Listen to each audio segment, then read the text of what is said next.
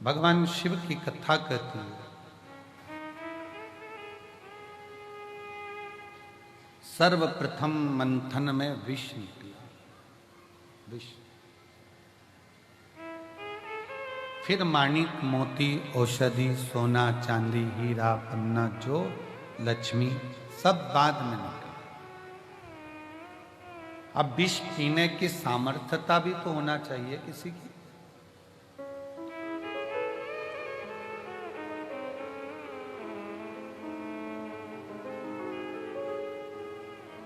अपनी स्वयं की बुराई स्वयं सुन ले और वो बुराई सुनने के बाद कानों से और दिल से वापस निकाल दी जाए तो समझो कि तुमने जिंदगी में बहुत बड़ा तप और साधना कर ली।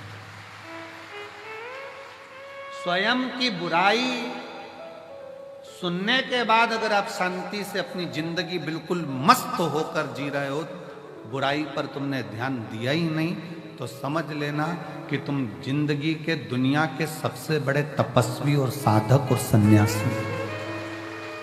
किसी ने अपशब्द कहा और तुम्हें गुस्सा आ गया, किसी ने आड़ा टेढ़ा कहा तुम्हें क्रोध आ गया, किसी ने अपशब्द कह दिया, किसी ने ताना दे दिया, किसी ने निंदा कर दी, बुराई कर दी और तुमने उससे अंटस फाड़ ली। उसने मेरे को ऐसा बोला था, इसको तो देखूं नहीं, इसने मेरे साथ ऐसा कर दिया, मैं इसको बोलूं नहीं। शिव महापुराण की कथा कहती है, मन में मेल ना रखिए,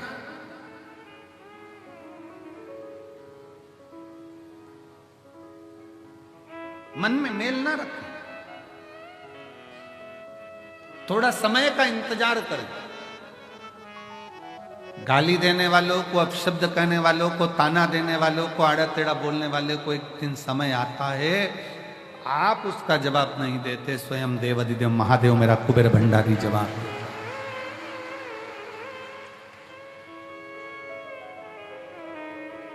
पत्नी पति दोनों चल रहे हैं, किसी ने कुछ बोल दिया पत्नी को, पत्नी जवाब नहीं देती, उसका पति जवाब देता है। उसी तरह आप जवाब नहीं देते, पशुपति नाथ जवाब देता है। समय आने पर, समय जवाब देगा तो शिव देगा, शंकर।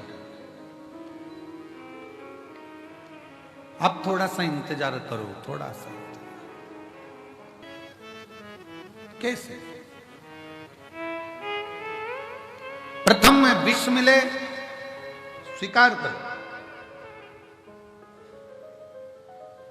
जो करेले का जूस ज्यादा पीता है, जो कड़वी कड़वी नीम की गोली ज्यादा खा लेता है, फिर उस पे दूसरी दवाई का असर ही नहीं होता।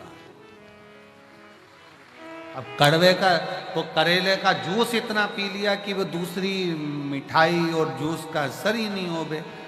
नीम की गोली, नीम की पत्ती इतनी खाली कि वो दूसरी दवाई असर ही ना करे। उसी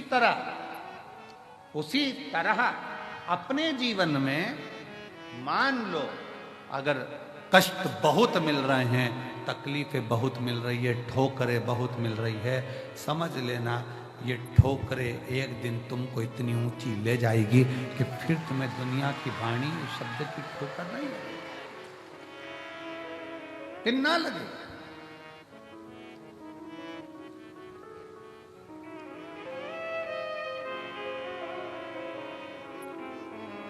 और नैन मिले त्रिपुरारी से, मैं उनकी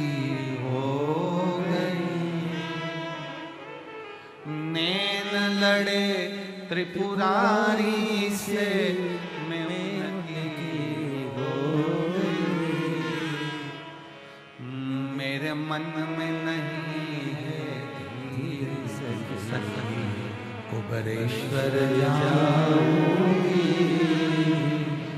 मेरे मन में नहीं है धीर सखी, कुबेरेश्वर जाऊंगी। कुबेरेश्वर जाऊंगी सखी, मैं सीहोर जाऊंगी।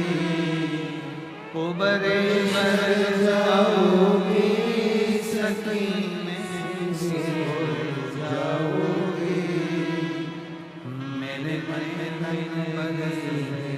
नीर सखी मैं सिहोर जाऊंगी, मेरे नैन बरसे नीर सखी मैं सिहोर जाऊंगी। आपके हृदय चित्त में, आपके मन में, आपके विचारों में, आपकी दृष्टि में, आपकी सोच में आप शिव से नयन मिलाइए, भगवान शंकर की शरणागति ग्रहण करें। शिव,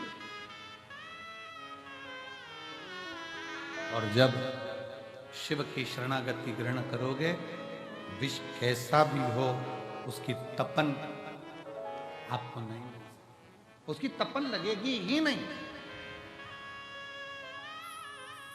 विष की तपन लगती ही नहीं थे, लगती फिर बुलाई बुराई नहीं लगती, अपशब्द नहीं लगते, ताने ताने नहीं लगते, गाली गाली नहीं लगती, आड़ा टेढ़ा नहीं गए। बस आपका विश्वास दृढ़ हो। शिवजी ने जब विष पिया, विष पीने के बाद 5 गौ माता का दूध शंकर भगवान के शिवलिंग पर चढ़ता रहा। बहुला, सुरभि, सुशीला, 5 गौ माता ऐसी जिनका दूध शंकर पर जड़ रहा।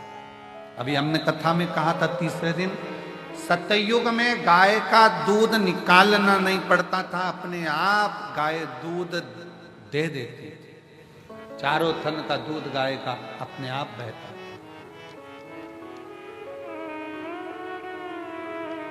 त्रेता में 3 थन का दूध बछड़े को मिलता था, संत साधु सन्यासी को मिलता था।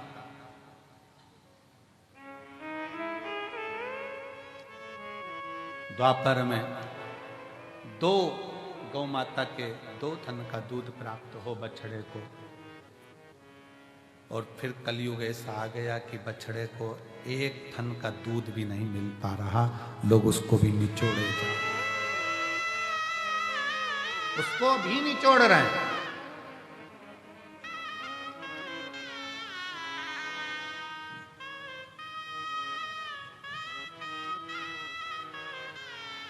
आज के जमाने में, आज के समय में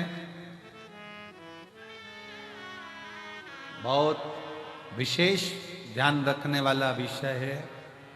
अगर बाबा करुणा करे और कृपा करे और दया करे तो एक बात अपनी जिंदगी में याद करो, अगर तुम्हारे पास में भगवान ने जमीन दी है, जमीन, और मेरा शंकर अगर तुम्हारे ऊपर कृपा करे, कुबेर भंडारी ऐसी कृपा कर दे कि तुम्हारी सबकी 2-2, 5-5 एकड़, 10-10, 8-8 बीघा जमीन हो, शिव ऐसी कृपा करे तुम्हारे ऊपर, तो एक निवेदन जरूर करूंगा इस व्यासपीठ से, अगर बाबा तुमको जमीन दे और जमीन अगर तुम्हें हो, गेहूं तुम खाओ, चना तुम खाओ, और जो गेहूं की भूसा रहता है वो तुम्हारे पास में जो गौशाला हो उसमें भरकर जरूर पहुंचाओ। गेहूं तुम खाओ, जमीन भी तुम्हारी, गेहूं भी तुम्हारा, सारी फसल तुम्हारी, पर निवेदन है, अगर भगवान ने तुमको इस लायक बनाया है और जमीन दी है, आज ये प्रार्थना कर कर जाना कुबेरेश्वर बाबा से कि अगर तूने मुझे जमीन दी, उसमें अगर गेहूं लगेगा तो गेहूं भले मैं खाऊं, गेहूं की फसल भले मैं बेचूं, पर उस गेहूं की जो भूसा बनेगा वो मेरे नजदीक की गौशाला में जरूर जाए, ऐसी कृपा।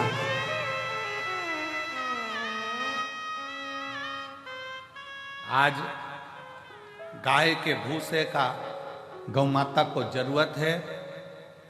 फैक्ट्रियां ऐसी ऐसी बन गई जिनमें भूसे का भी कोयला बनने लगा, उसके चक्कर में गाय भूसे के लिए भी तरस रही है।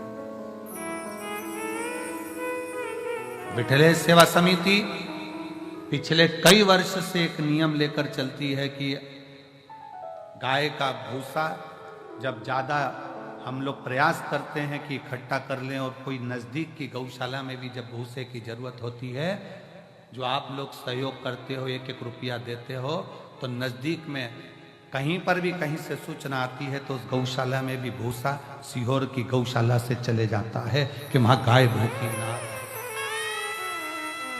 वहां गौ माता भूखी ना रहे। पर कब तक? इसलिए मेरे बाबा से निवेदन है, जितने आयो, मेरा भोलेनाथ, मेरा कुबेर भंडारी, तुम सब अगले साल जब तुम यहां आओ रुद्राक्ष महोत्सव में, तो मेरा बाबा तुम सबको जमींदार बनाए, जमीन वाला बनाए, सबको जमींदार बनाए, सबको जमीन बाबा दे, कोई नहीं बचे जिसके पास जमीन खूब दे। 2 एकड़, 5 एकड़, 10 एकड़, 25 एकड़, जितनी मेरे बाबा को देना हो बीघा में, 2-5 बीघा भी दे, तो फसल तुम खाओ, मना नहीं है, सब खाओ, पर उसमें जो भूसा रहे, उसमें जो चारा रहे, वो तुम्हारे नजदीक में जो भी गौशाला हो, उस गौशाला को समर्पित करो, जिससे गौ माता, गौ माता। आज का जमाना इतना विचित्र हो गया कि लोग उस भूसे को भी निपटाए, नहीं, उसको भी। शिव कथा कहती है, भगवान शंकर का पावन चरित्र कथा है, शिव महापुराण की कथा कहती है, सतयुग में 4 थन से गौ माता दूध देती है, और वो चारों थन से वो दूध जो प्राप्त होता है वो जीवन का सुख का आनंद का प्रदान, चारों थन से।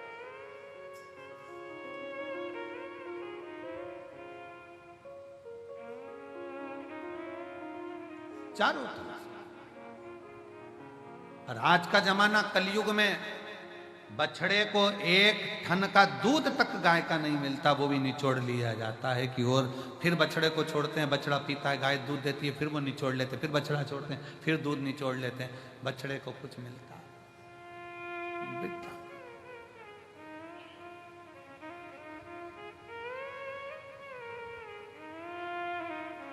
प्रयास करो, अपने घर में गाय नहीं रख सकते तो नजदीक में जो गौशाला हो उसमें प्रयास करो कि कुछ सेवा कर सको, कुछ दया आपके भीतर उत्पन्न हो, बाबा करुणा करे। वैसे तो मेरा कुबेर भंडारी तुम सबको जमींदार जल्दी ही बना देगा, ये निश्चित है।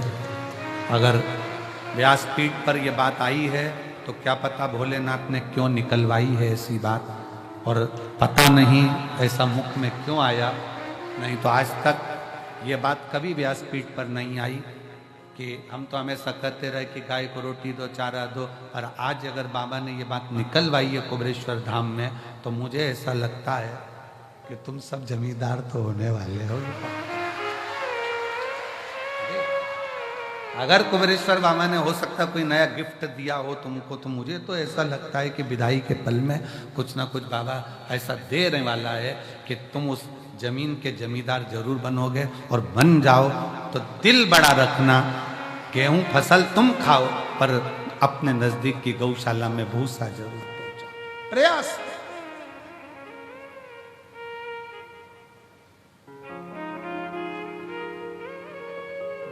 इस कुबेरेश्वर बाबा की भूमि पर क्यों बच्चों के लिए पाठशाला, आने वाले यात्रियों के लिए और आसपास के इतने 50-60 गांव लगे हैं उनके लिए यहाँ चिकित्सा की व्यवस्था, हॉस्पिटल की व्यवस्था, एम्बुलेंस की व्यवस्था क्यों इस धाम पर करी जा रही है कि कोई आए वो अपने भाव से यहाँ पर सेवा ले जाए।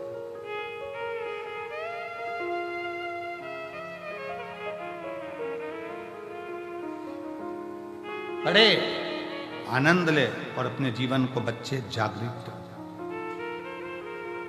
शिव कथा कह रही है, भगवान शंकर का चरित्र कह रहा है कि कलिकाल में, कलयुग में, इस कलयुग को जैसे जगत गुरु शंकराचार्य जी इस मृत्यु लोक में प्रकट हुए, जन्म लिया और शंकर भगवान को दुनिया के लोगों ने बहुत नीचे दबा दिया था, तब जगत गुरु शंकराचार्य जी ने 4 पीठ का निर्माण कर कर शिव भक्ति पूरे विश्व में जागृत कर।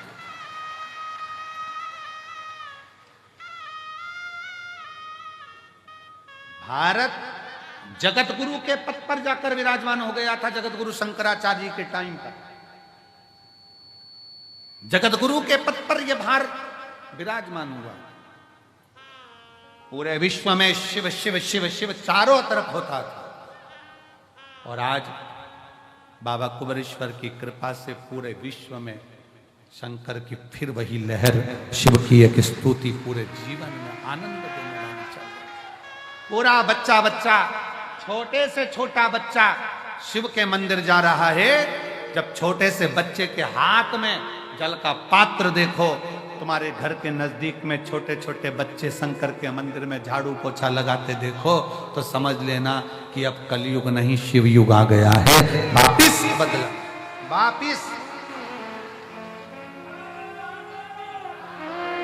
वापिस बदला हुआ है। फिर वो शिव की भक्ति जनमानस तक पहुंची। और बिना आडंबर के, ना कोई बेल है, ना कोई भभूति है, ना कोई नारियल है, ना कोई सामग्री है, केवल तुम्हारा चढ़ाया गया एक लोटा जल सारी समस्या का हल। तुम्हारा विश्वास, तुम्हारी भक्ति, लोटे के जल का कितना महत्व है। 12 ज्योतिर्लिंग की चरित्र शिव महापुराण के अंतर्गत आता है। 12 ज्योतिर्लिंग का चरित्र। तुमरुका जी ने चंचुला देवी को 12 ज्योतिर्लिंग का जब स्मरण कराया, उसमें प्रथम ज्योतिर्लिंग सोमनाथ जी का वर्णन किया। सोमनाथ जी का जब वर्णन करते समय चंद्र को जो काया का रोग हो गया था, काया के रोग को ठीक करने वाला कौन? जम के बोलो जरा, महादेव। कौन है चंद्रदेव? शंकर भगवान का साडू भाई।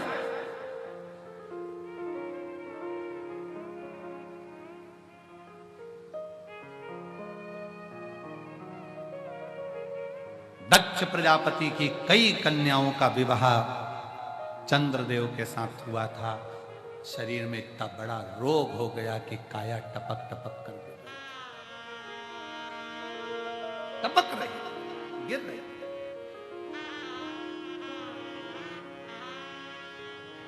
और जब काया टपक टपक कर गिर रही तो कौन? शिव जी को तो लगा कि ये काया टपक टपक कर गिर रही है, ये काया नीचे जा रही है। अब चंद्रदेव की काया जब बिगड़ने लगी तो क्या हुआ? आपको पहले भी कथा में वर्णन किया, आज फिर वर्णन करते हैं कि चंद्र की बुद्धि देव ऋषि नारद की ओर गई। दिल में दुख हो, तकलीफ हो, कष्ट हो, तुमने किसी को गुरु माना नहीं माना,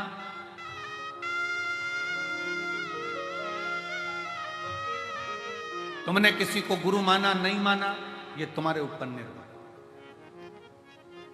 और शिव महापुराण की कथा कहती है कि अगर शिव जी को जल चढ़ाते समय आपने शंकर को श्री शिवाय नमस्तुभ्यम भी कह दिया, तो समझ लेना कि शंकर ने तुमको गुरु मंत्र दे दिया, तुम शिव के हो गए, शिव तुम्हारा हो।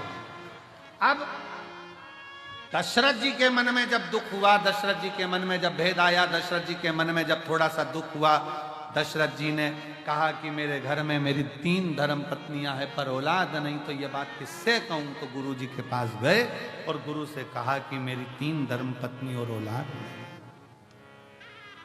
फिर गुरु से कहोगे तो गुरु सुनेगा। अब गुरु तुमने किसको बना लिया? जल चढ़ाकर। जम के बोलो, महादेव। शिव को तुमने गुरु बना लिया। अब जब शंकर जी को गुरु बना लिया तो तुम्हारा दुख तुम किससे कहोगे? किसी दूसरे से नहीं, शंकर भगवान की शरणागति में जाकर। और रचा है सृष्टि को जिस प्रभु ने, वही सृष्टि चला रही। जो पेड़ हमने लगाया पहले, जो पेड़ हमने लगाया पहले, उसी का फल हम पा रहे। रचा है सृष्टि को जिस प्रभु ने, वही सृष्टि चला रही। रचा है सृष्टि को जिस प्रभु ने, वही सृष्टि विश्वास रखकर शिव की शरणागति, भगवान शंकर की शरणागति। किससे कहोगे अपने दुख को? किसी मनुष्य से कहोगे तो 4 जगह कहेगा। पहले तो खूब फूली फिरती थी, अब जगत में रोती फिरती है। भले तुम्हारे साथ खड़े हो जाएंगे पर पीछे से बात करेंगे, अच्छा हुआ, अच्छा हुआ, बहुत बढ़िया हुआ, ऐसी रो। ये दुनिया के लोग हैं, ताना कसे बिना नहीं रह सकते। इसलिए किसी इंसान से नहीं, अपने दिल के दुख को लोटा भर जल चढ़ाते समय अपने बाप से कहो, गुरु से कहो। 4 गुरु में दूसरे नंबर का गुरु होता है पिता। 4 गुरु में दूसरे नंबर का गुरु है पिता, और वह पिता है देव अधिदेव महादेव। उससे अपने दिल की बात कह सकते, अपने मन की बात कह सकते।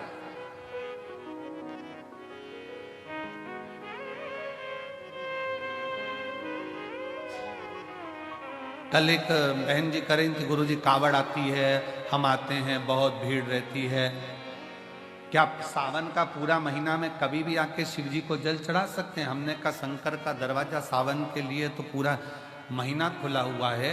जिस दिन तुम आओ बाबा के दरवाजे पे, पूरे सावन में जब कावड़ चढ़ाओ चढ़ा सकते हो, पूरा महीना शिव का। और अब की इस वर्ष तो लोगों ने पूरे महीने मां सीवन का जल बाबा को समर्पित किया।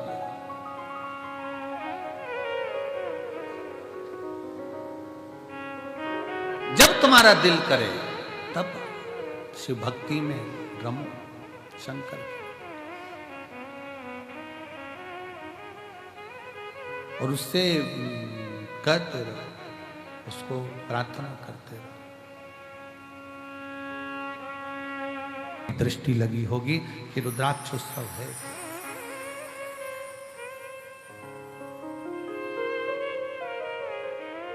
एक विश्वास अपने अंदर रखिए, एक भरोसा। और जब विश्वास और भरोसा दृढ़ होगा तो शिव को मिलने में देरी नहीं है। चंद्रदेव के मन में ये बात आ गई। चंद्रदेव भगवान शंकर के साड़ू भाई, साड़ू भाई।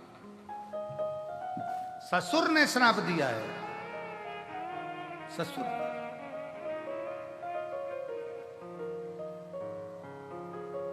और जब ससुर ने श्राप दिया, परंतु एक बात याद रखो, श्राप कोई भी दे और अगर आप फिर निवेदन करेंगे कि ये कली काल चल रहा है, घोर कलयुग, इस कलयुग में सतयुग जैसा पैदा होना कठिन है। इस सतयुग जैसा पैदा होना कठिन है। कलयुग में एक चीज का स्मरण करिए कि बस किसी का दिल ना दुखाया जाए, बाकी का भगवान की भक्ति में अविरल करना। मंदिर में दिया लगाओ ना लगाओ, धूप बत्ती अगरबत्ती जलाओ ना जलाओ, भंडारा भोजन कराओ ना कराओ, पर इतना याद रखना कि किसी का दिल मत दुखा, बाकी का सब शिव जानना, सब शिव के हैं। आश्रित हो शंकर। चंद्रदेव को काया कर रोग हो गया, काया टपक रही है, गिर रही है। कौन ठीक करेगा, कौन जानेगा? एक लड़के ने एक पत्र लिखा है,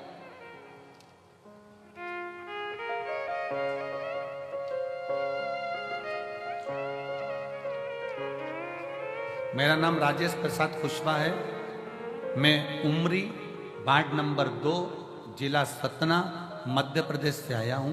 मेरा मोबाइल नंबर ये है, कहीं बैठे हो तो हाथ हिला सकते हैं, या उनके घर से कोई बैठा हो तो वह हाथ हिला सकते हैं। पत्र को LED पर पढ़ सकते हैं। राजेश प्रसाद कुशवाहा, उमरी वार्ड नंबर 2 जिला सतना मध्य प्रदेश से आया हूँ। मेरा मोबाइल नंबर ये है। मेरे भोले बाबा का मैं क्या गुणगान करूं। साड़ू भाई के एक ही लड़का है जिसका नाम शिवम कुशवाहा है। गुरुजी लड़के की शादी दिनांक 30/5/2024 को होनी थी। शादी के कुछ ही दिन पहले 22/5/2024 को एक रोड एक्सीडेंट में लड़के का हाथ कट गया दाहिना, और दाहिना हाथ पूरा चले गया, कंधा कट गया, कंधा टूट गया। डॉक्टर के हिसाब से यह हाथ नहीं, हाथ को काटना पड़ा। सतना, रीवा, जबलपुर हर जगह पर उसका इलाज चला, पर उसका हाथ नहीं बचा। अब लड़का कहने लगा कि मेरा विवाह तो अब होगा नहीं, क्योंकि लड़की सुंदर है, वो मेरे जैसे विकलांग से क्या शादी करे। तब मां कहती है लड़के की, चिंता ना कर, अगर तू शिव की भक्ति करता है तो चिंता न करना, वो विवाह भी होगा। और वही हुआ। शिव की कृपा ऐसी हुई, लड़का हाथ तो कट गया, जब हाथ कटने के बाद पुनः वापिस जल चढ़ाना प्रारंभ किया, तो बाबा की कृपा से उस लड़की ने कहा कि अब मैं शादी इसी लड़के से करूंगी जिससे मेरा विवाह होगा। गुरुदेव, एक हाथ का लड़का, उससे कौन विवाह कर सकता है? परंतु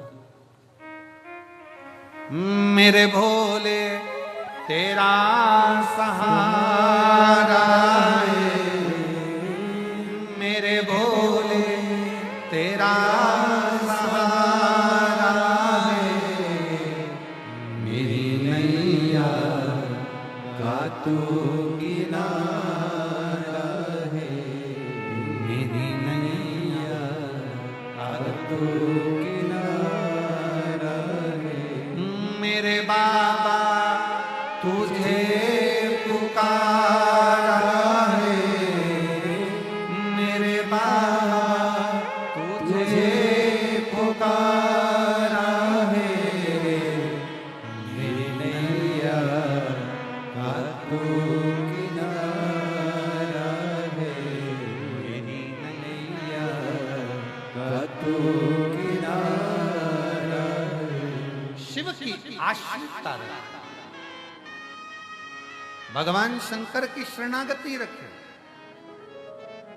और जब शिव की आश्रितता होगी, शंकर भगवान की शरणागति होगी, तो जीवन के सारे दुख अपने आप कटते चले।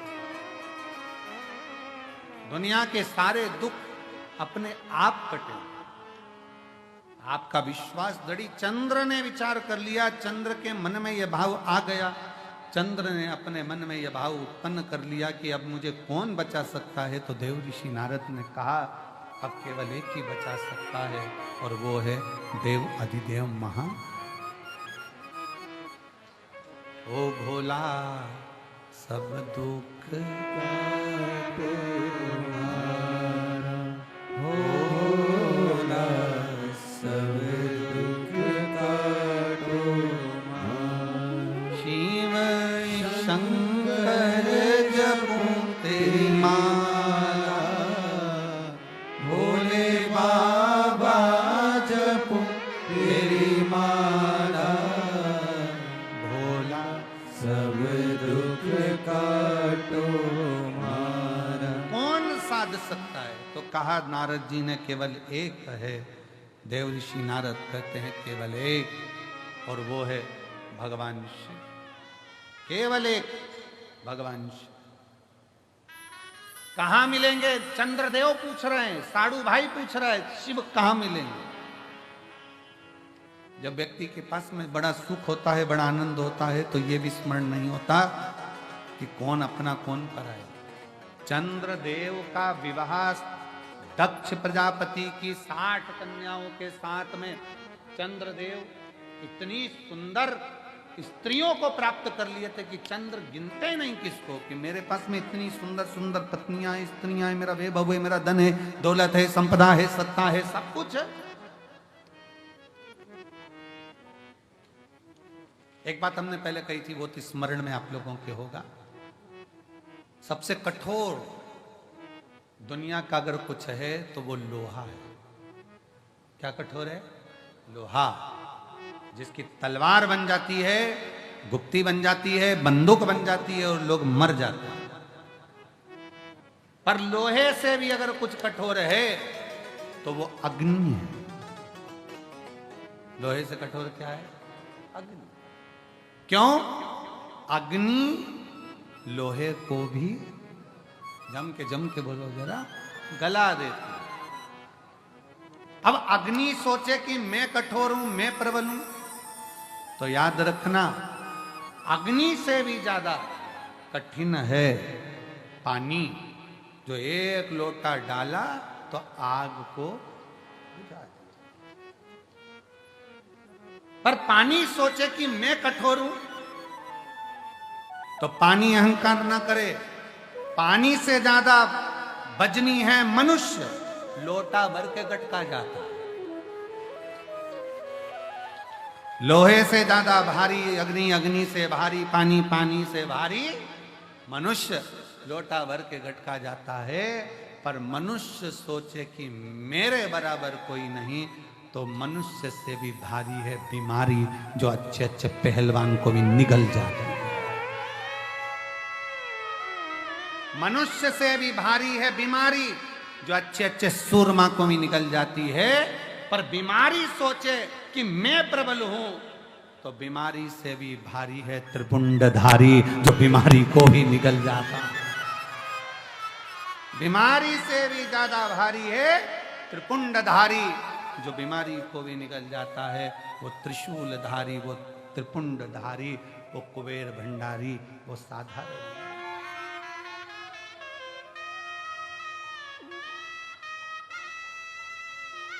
वो सहज नहीं, सरल नहीं। तेरी कृपा का क्या है भरोसा, कब किस पर हो जाए जरा सी हम पर कर दो, जरा सी हम पर कर दो। तेरी कृपा का क्या है भरोसा, कब किस पर हो जाए जरा सी हम पर कर दो, जरा सी हम पर कर दो।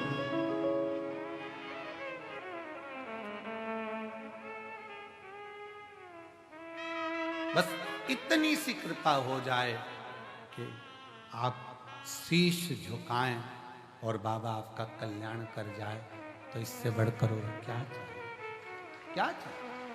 चंद्र की काया का रोग शिव समाप्त कर सकते हैं, यह मालूम पड़ गया तो विचार करा कि अब शंकर की शरणागति ग्रहण करो। शिव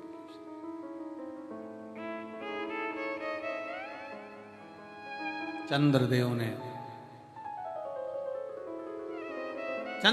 ने नारद जी के कहने पर शंकर जी की आराधना करना प्रारंभ किया। कैसे राजी होंगे? अभी तक चंद्र शिव को नहीं पहचान रहे थे, अभी तक चंद्र शंकर को नहीं जान रहे थे, अभी तक तो चंद्र शिव को जानने का प्रयास नहीं,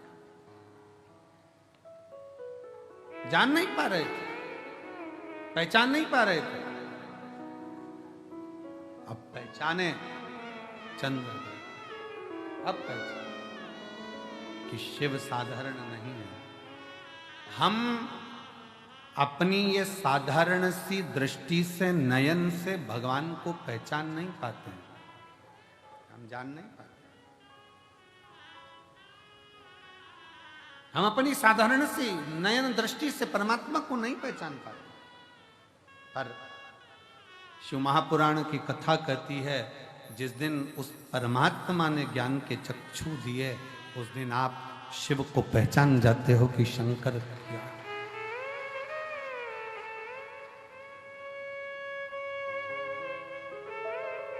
पहचान गए। चंद्रदेव ने बालू रेत का शिवलिंग बनाया, और बालू रेत का शिवलिंग बनाकर चंद्रदेव ने जो पूजन करना प्रारंभ करा, शिव जी को क्या दिया? चंद्रदेव ने शंकर भगवान के मंत्र का जाप नहीं किया है, चंद्रदेव ने शिव जी की स्तुति आराधना नहीं, बल्कि एक पार्थिव लिंग का पूजन, जल लिया समर्पित किया, जल लिया समर्पित किया, और फिर निवेदन है शंकर का एक लोटा जल तुम्हारा एक दिन जरूर बदलेगा कल, ये निश्चित है। चढ़ाया। सिरसा की एक बहन ने पूछा कि ये सत्य है? मेरा निवेदन है मेरी सिरसा की जीजी से, एक बार हमारे शास्त्रों का अध्ययन बहुत प्रेम से करोगी तो आपको इसका निर्णय मिलेगा। सतयुग, त्रेता, द्वापर, कलयुग। शिव महापुराण की कथा में वर्णन आता है, वेद और गौ माता सतयुग में स्वतंत्र थी, स्वतंत्र। गाय माता को पहले डर नहीं था कि मैं काटी जाऊंगी या लोग मुझे काट देंगे, मार देंगे। वो तो स्वतंत्र विचरण करती थी, स्वतंत्र घूमती थी, स्वतंत्र।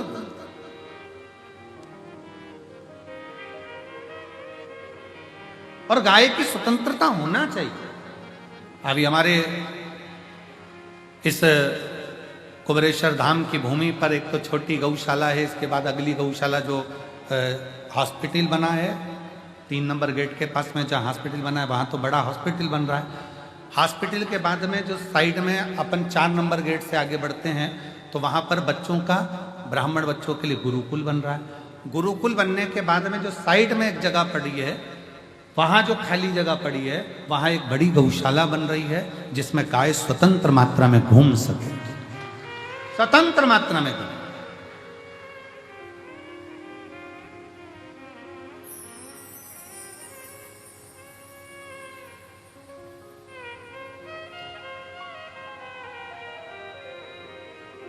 और यहां जितना भी क्रम है, हमने पहले भी कहा, ये जो धर्मशाला बन रही है या आपके पैसे से बन रही है, आपने बनवाई है, हमारी सामर्थ्यता नहीं है।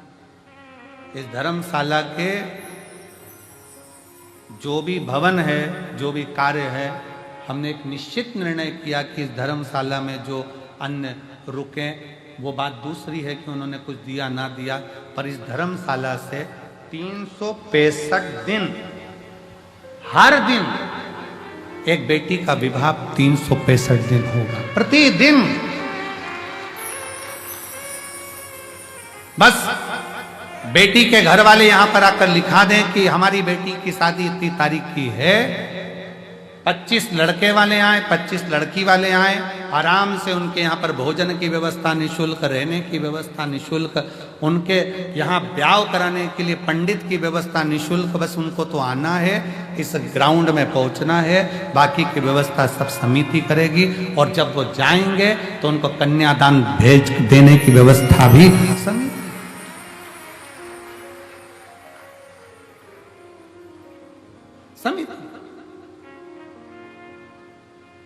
उसका कारण केवल इतना सा है कि बड़े दिव्य भव्य यज्ञ आयोजन होता है, इसी को समेटने में और करने में समिति को बहुत ध्यान देना पड़ता है। ज़्यादा दिव्य भव्य आयोजनों में बहुत सम्मेलन रख दो, बहुत सारे लोगों को बुला लें, फिर वो आयोजन रखें, फिर वो तो इससे अच्छा है रोज प्रतिदिन एक बेटी का कन्यादान हो, वो अपने घर जाए, अपने जीवन को आनंदमय करे, यही शिव। तो यहाँ जो भूमि है, इस कंकर शंकर की धरा पर, कंकर शंकर की भूमि पर आप जब दर्शन करेंगे कुछ समय के बाद में, तो यहाँ गौ माता की स्वतंत्रता का भाव, तुमरुकेश्वर बाबा का सुंदर कॉरिडोर का दर्शन, सुंदर एक जो हॉस्पिटल बनी रहा है उसका निर्माण कार्य चालू है, वो हॉस्पिटल का दर्शन, गुरुकुल का दर्शन, एक ही भूमि पर जब आप आएंगे तो आप ये मानेंगे कि यही सतयुग, यही त्रेता, यही द्वापर, यही कलयुग का आनंद दर्शन कर सुख श्रेष्ठ। कहा पूर्व में गौ माता स्वतंत्र घूमती थी। जिस बेटी ने प्रश्न करा था सिरसा की, उस बेटी को जवाब है जिन्होंने कहा था क्या गाय दूध गिराती थी, वहां शिवलिंग था। वेद और गौ माता स्वतंत्र थी। गाय को रस्सी से बांधा नहीं जाता था, गौ माता को बांध कर नहीं रखा जाता, स्वतंत्र घूमती। और मेरी गौ माता जब स्वतंत्र घूमती थी, उस गौ माता के अंदर उसकी नस नस में भगवान बसा हुआ है। गाय अपनी दृष्टि से देख लेती थी कि यहाँ वो तत्व है जिससे शिव मिल सकता है, तो अपने चारों थन का दूध वो नीचे गिरा देती थी। चारों थन का दूध वो नीचे गिरा देती थी। ये सतयुग की बात है। फिर आ गया त्रेता। त्रेता में गौ माता का बछड़े को, क्योंकि बछड़े को दूध की 4 थन का दूध बछड़े को मिलता था, देवता को मिलता था। सतयुग में 4 थन का दूध प्राप्त हुआ। त्रेता आया, 3 थन का दूध गाय को, गाय के 3 थन का दूध बछड़े को प्राप्त होता था। 1 थन का दूध देव को और ब्राह्मण संत साधु गुरुजन प्राप्त कर कर अतिथि सेवा में लगाते थे। धीरे धीरे वो बंद हुआ। फिर आ गया द्वापर। गौ माता के 2 थन का दूध बछड़े को मिलता था। गाय के 2 बछड़े का दूध संत साधु ब्राह्मण तपस्वी साधारण मनुष्य अपने प्रयोग में लेने लगा। फिर आ गया कलयुग।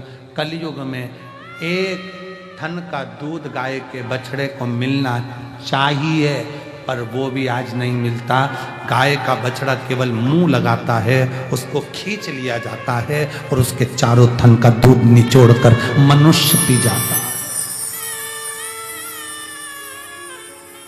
4 थन का दूध गाय के बछड़े के लिए है, पर कलयुग में 1 थन का दूध बछड़े को मिलता है, वो भी केवल मुंह लगाता है। जितने किसान बैठे होंगे उनको मालूम होगा, बछड़ा केवल मुंह लगाता है। गाय अपने बछड़े के लिए दूध देती है, बछड़े को खींच लिया जाता है, उसका दूध निचोड़ लिया जाता है, उसको वो दूध भी नहीं मिलता।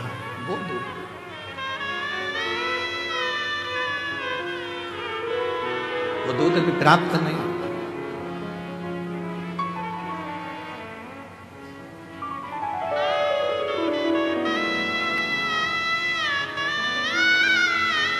महाराज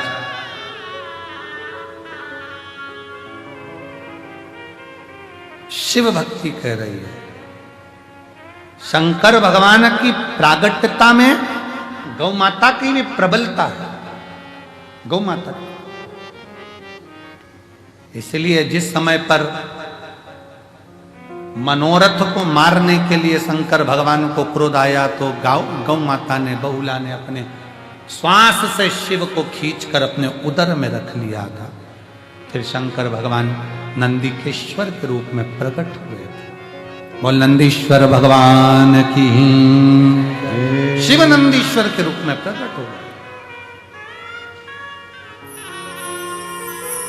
भगवान शंकर की सुंदर आराधना गौ माता ने भी करी, और गौ माता की आराधना स्वयं शिव ने करी। शंकर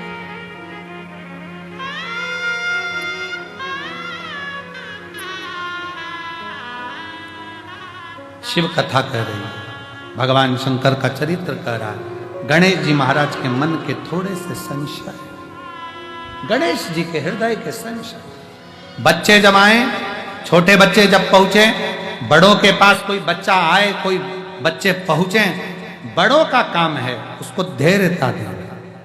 टेंशन मत लो, चिंता मत लो। कुबेर भंडारी करते क्या? यही काम करते हैं, एक ही चीज कहते हैं कि चिंता मत करो, टेंशन मत करो, क्या किसको रोइए, चादर तान के चिंता क्या करना।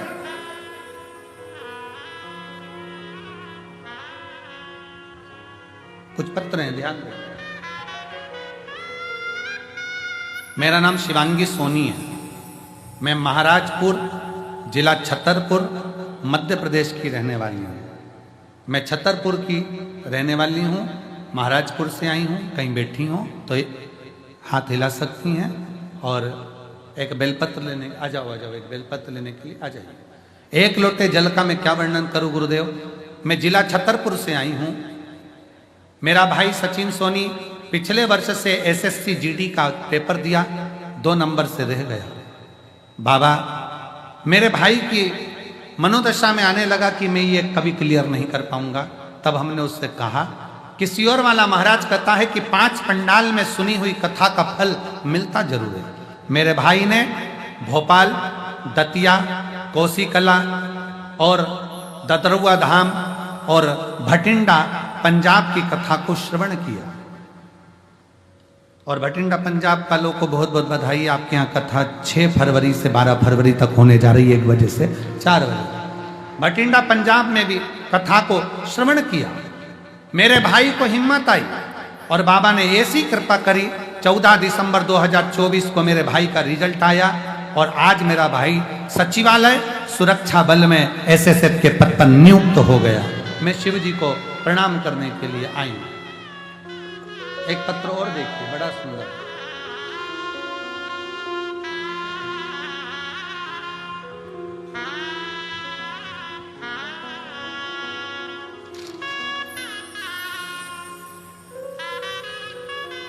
मेरा नाम जीवन सुरेश मंगरे, मैं ग्राम गोंदेगांव, तहसील जामनेर, जिला जलगांव, महाराष्ट्र का रहने वाला हूं।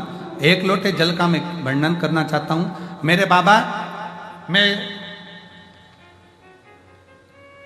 12 साल से प्रतियोगिता परीक्षा में दे रहा था पर मेरा रिजल्ट नहीं आ रहा था और बाबा की कृपा ऐसी हुई, साकरी के पंडाल में मैंने सेवा दी और साकरी के पंडाल में सेवा दी।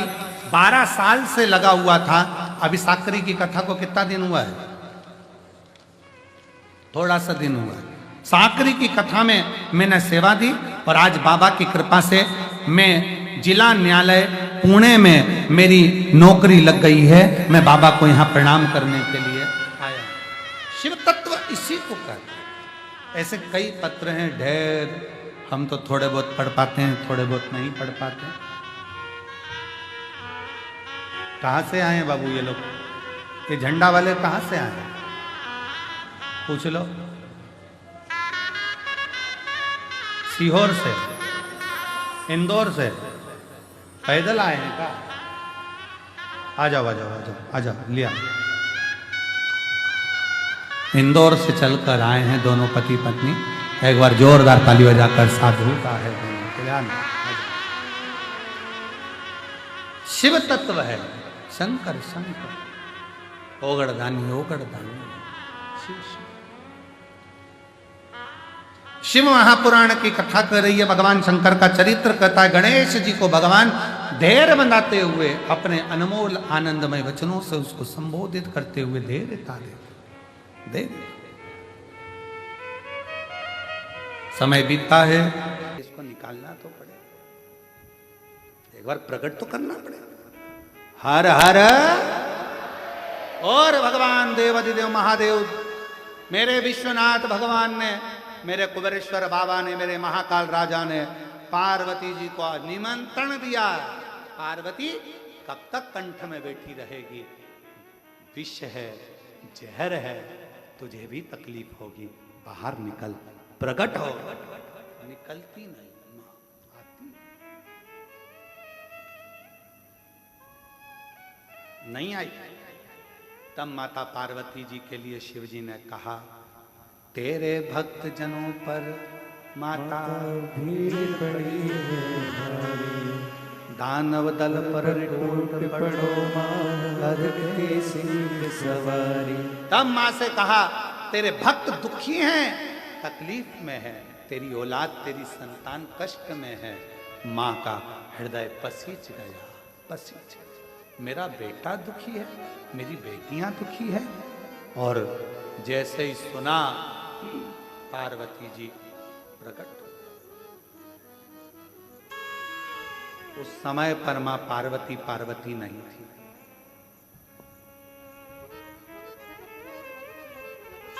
पार्वती माता नहीं थी।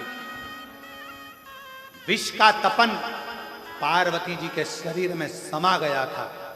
उनका शरीर नीला पड़ गया था, पूरा काला दिखने लगा था, भयंकर आंखें हो गई थी, बाल खुल चुके थे, शरीर पूरा काला।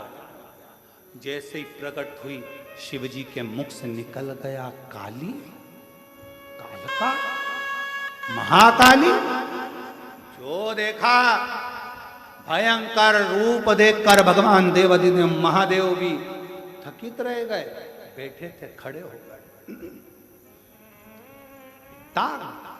कालका का रूप, काली का रूप। पार्वती जी ने कालका बनकर, काली बनकर पूछा, बोलो विश्वनाथ, इसका संहार करना है। काली चली। एक दारू का है, राक्षस असुर है, परेशान, सबको कर मार दे। कालका गई। एक तो विष की तपन, ऊपर से शिव की शक्ति, तीसरा शिव जी ने कह दिया काली, हमेशा कहते थे गोरी, आज कह दिया काली।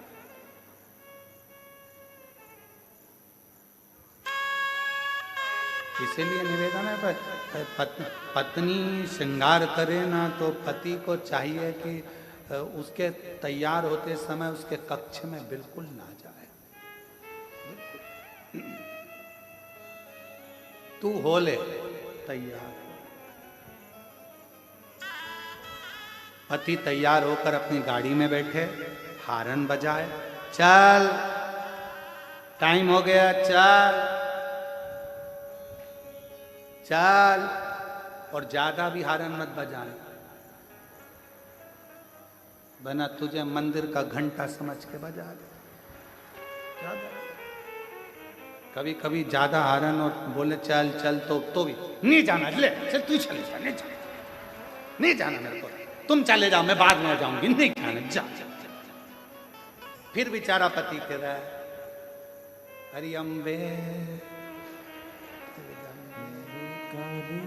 अरे तू चल, मैं तुझे नहीं, अब तो मुझे तुम्हारे साथ नहीं जाना, नहीं जाना। बुलाया ऑटो, बैठ गई ऑटो में और चली गई, नहीं जाना तेरे साथ, जा, बहुत जल्दी है ना तुमको। अब बेचारा पति पहुंचा शादी में, ये भी पहुंच गई शादी में, और पति मुस्कुरा कर बात कर रहा था और देवी उसको आंखें फाड़।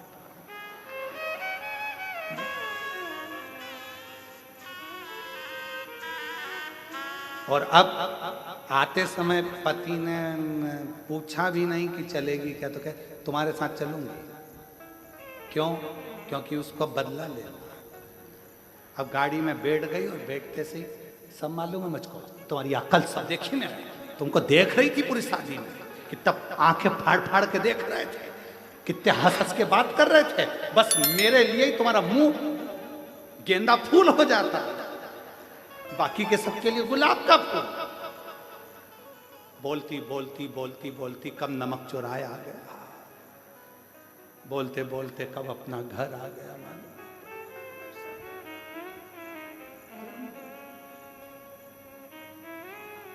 एक तो असुर का संहार, विष के कारण प्रागट, दूसरा शिव ने कह दिया काली, टूट पड़ी भवानी और गई, दारुका का संहार कर कर आ गई। मार तो दिया असुर दारुका को, पर क्रोध शांत नहीं होता। देवता अपना अपना धाम छोड़कर भाग गए, सब अपना अपना धाम छोड़कर गए। कहां कौन संभालेगा? शिवजी ने देखा ब्रह्मा जी घबरा रहे हैं, भगवान विष्णु घबरा रहे हैं, माता का क्रोध तीव्र है, क्रोध कौन संभालेगा? शंकर भगवान ने सोचा अब क्या करूं। तब शिवजी के स्मरण में आया, माँ सबसे ज्यादा प्रेम अपने बच्चे से करती है, अगर कोई बच्चे का रूप सामने आ जाएगा तो इसका क्रोध शांत हो जाएगा। ब्रह्मा और विष्णु जी से कहा भगवान शिव जी ने, मां काली को काशी में लेकर आओ, दारू को मारकर दारुका को काशी की ओर मां जगत जननी जगदम्बा चल पड़ी। जहां पांव रखती थी वो भूमि नीचे दब जाती थी, जहां चलती भयंकर गर्जना होता चलती। काशी में पहुंच गई। जो काशी में पहुंची, महाशमशान में, शमशान के नजदीक में शंकर जी ने एक बच्चे का रूप ले लिया और किलकारी भर भर कर रोना चालू कर दिया। शंकर भगवान ने बच्चे का रूप लिया, बालक का रूप लेकर शिवजी ने रोना चालू करा।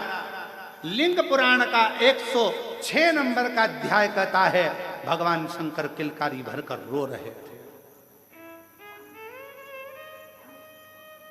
रो रहे हैं। मेरे शिव छोटे से बच्चे का रूप धरकर रोने लगे। पार्वती मैया जैसे ही काशी में भ्रमण करती, शमशान में पहुंची, पांव रखते से ही बच्चे का और दृष्टि गई, और जो मां काली ने बच्चे को देखा, चीख कर आवाज लगाई, किस नारी की संतान है? यह बालक रो रहा है, कोई आता नहीं है। मां का वात्सल्यता झलक गया, बच्चे को गोदी में उठाया, भूखा लगता है। मां ने अपने स्तनों का पान कराना प्रारंभ कर दिया। जैसे ही माता ने स्तनों का पान कराया, शिव जी ने माता के क्रोध को दूध के रूप में खींच लिया, और शंकर भगवान ने दूध के रूप में जैसे ही क्रोध को खींचा, वो क्रोध खींचते से ही शंकर भगवान के 52 खंड हो गए। वो रुद्र के, भगवान शंकर के जैसे क्रोध को खींचा, खींचते से ही उस क्रोध को, उस काल को खींचते से ही 12 खंड हो गए। ऐसे 12 खंड, 12 भैरव, 52 खंड हो गए। वो 52 भैरव के रूप में आज भी काशी में विराजमान है। शिव जी ने पार्वती माता के क्रोध को दूध के रूप में खींच लिया था, क्षेत्र की रक्षा करने के लिए। इसलिए क्रोध शिव जी के रूप में प्रकट हो गया, क्षेत्रपाल काल भैरव के रूप में। शिव शिव है। शंकर भगवान को माता पार्वती ने गुरु तत्व में लिया है, तो गुरु अपने शिष्य का क्रोध भी खींचता है, गुरु अपने शिष्य का दुख भी खींचता है। गुरु कहता नहीं है कि मैं तुम्हारे को क्या करूंगा क्या ना करूंगा, बस गुरु के सामने जाकर खड़े हो जाओ, हाथ जोड़ विनय कर लिया, प्रणाम कर लिया, गुरु की दृष्टि पड़ गई, बहुत है। बोलना भी नहीं कि मेरे को तकलीफ है, बस देख लिया उसने। देखता ही जब है जब दुख को मिटाना होता, नहीं तो देखता ही नहीं है गुरु किसी को, देखेगा ही नहीं। कहीं कृपा की न हो जो आदत तुम्हारी, तो सुनी ही रहती अदालत तुम्हारी। गरीबों के दिल में जगा तुम न पाते, तो किस दिल में होती इबादत तुम्हारी, तो किस दिल में होती इबादत तुम्हारी। एक हृदय से पुकार है।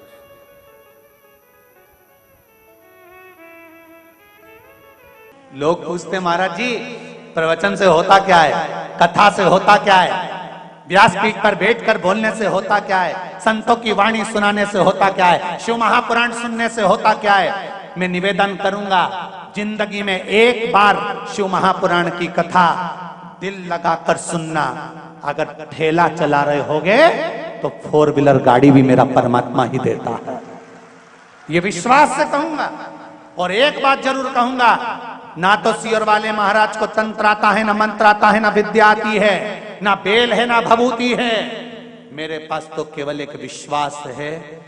विश्वास मेरे शंकर का है कि वो दुनिया में किसी को खाली नहीं छोड़ता।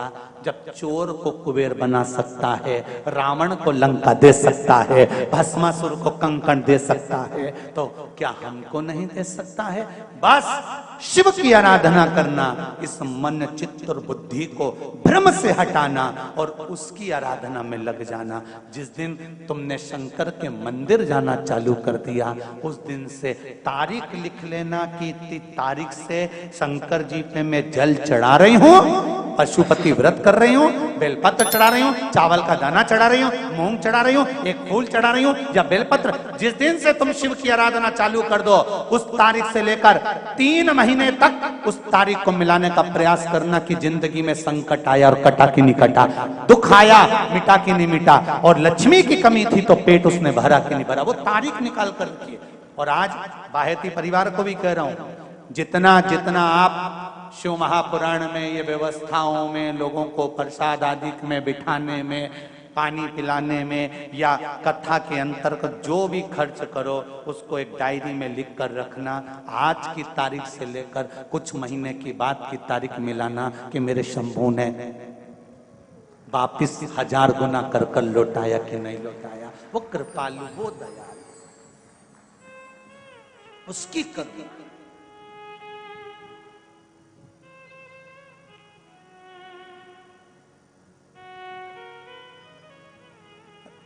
अभी हैदराबाद के ही परिवार ने कथा करवाई थी वहां हरिद्वार में।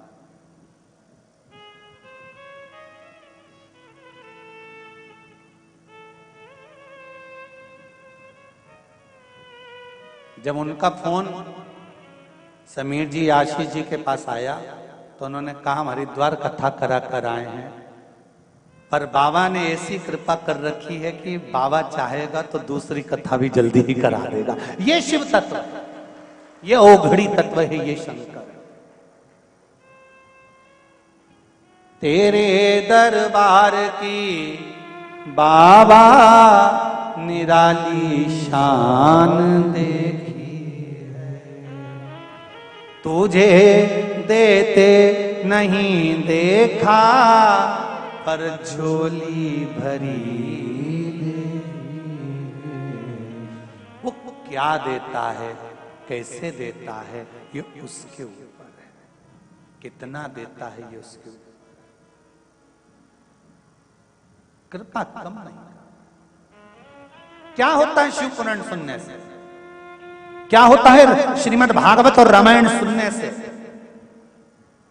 क्या होता है घर में अभिषेक और पूजन करने से।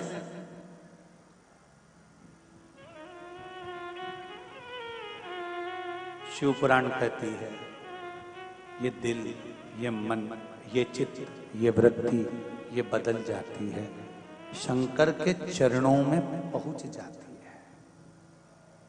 अतापी वृतापी महाभारत के 96 अध्याय में वर्णन आता है वन पर्व के अंतर्गत कि इन दोनों ने शिव की आराधना करी अनायास। जैसे देवराज ब्राह्मण कुल में जन्म लेने के बाद ब्राह्मण तत्व से दूर था। ब्राह्मण का काम क्या है? शास्त्र पढ़ना, शास्त्र सुनाना, भजन करना, कीर्तन करना, स्मरण करना, पूजन कराना, पाठ कराना, मंत्र जाप करना, संध्या करना।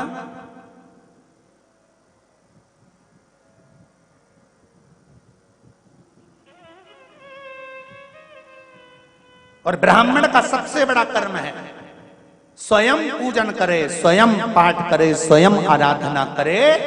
और उसकी आराधना में, उसकी वाणी में, उसकी तप साधना में वो बल होना चाहिए कि दूसरों को भी उस भजन में, उस सेवा में, उस अर्चना में, उस कीर्तन में लगा दे। तो समझ लो कि ब्राह्मण का जीवन सफल हुआ, ब्राह्मण का जीवन सफल।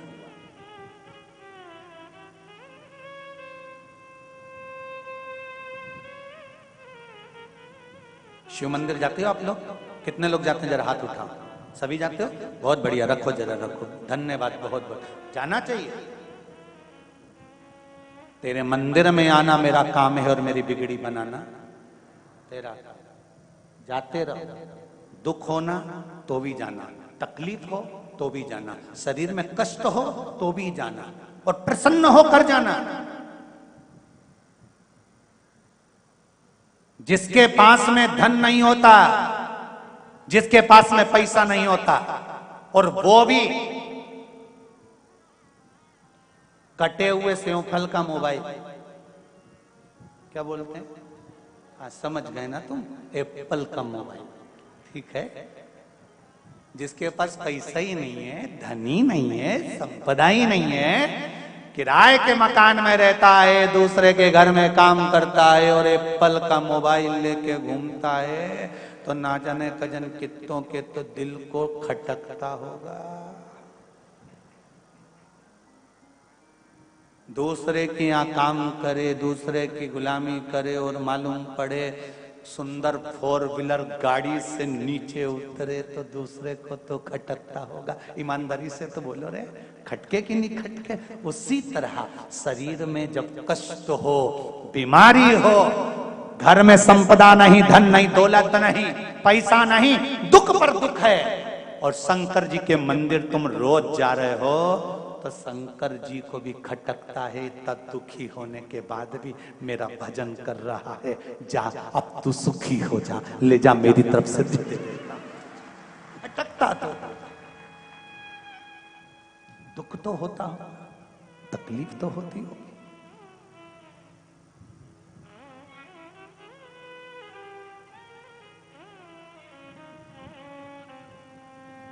शनि महाराज ने बुद्ध देव से पूछा,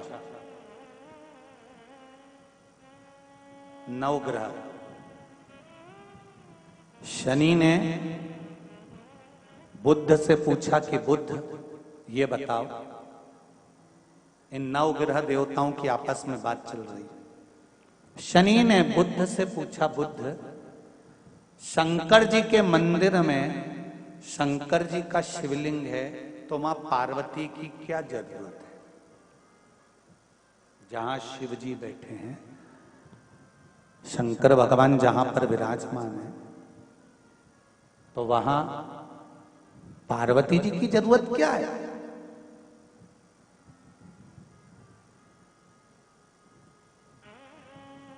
जब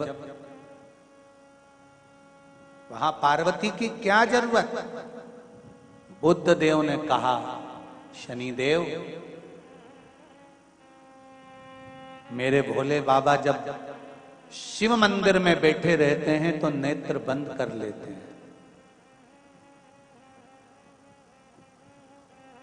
पति सर्विस पर जाए, ऑफिस में जाए, नौकरी पर जाए, दुकान पर जाए, घर में तो धर्म पत्नी को रहना पड़ता है ना। कौन आया, कौन गया, क्या लाया, क्या दिया, कौन मिठाई लाया, कौन नमकीन लाया, कौन बिस्कुट लाया, ये पत्नी पति को रात को बताती है कि वो आए थे, रख कर गए हैं, वो आए थे, देकर गए हैं। शंकर भगवान जब तप साधना में लीन होते हैं, तब केवल एक मात्र शक्ति मां पार्वती ऐसी होती है, जब भक्त जल चढ़ाता है तो मां अपने पुत्र की दशा देख लेती है और शंकर भगवान से कह देती है कि इसको ये दुख है, इसके दुख को काट दीजिए। इसलिए मां का होना जरूरी, माता का होना इसलिए जरूरी है।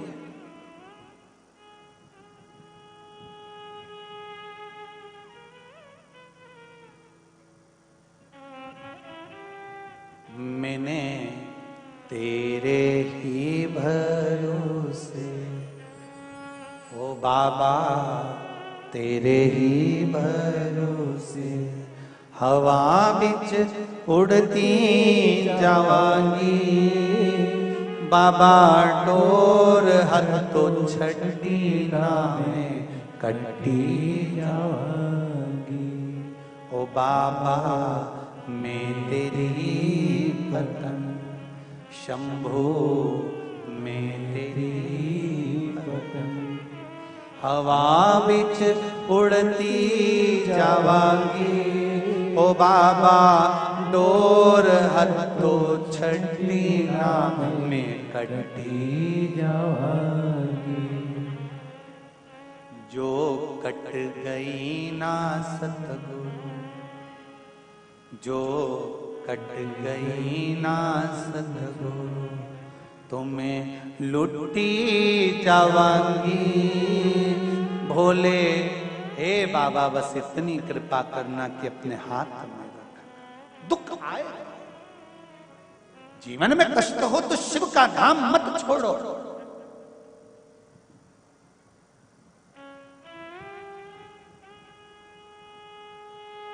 शिव की चौखट मत छोड़ो।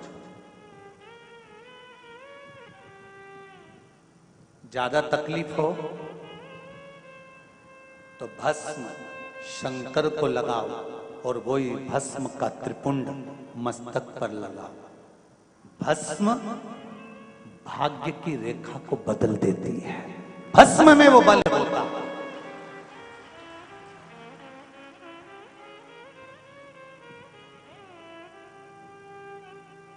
भस्म में वो बल होता है कि भाग्य की रेखा को भस्म बदल देती है।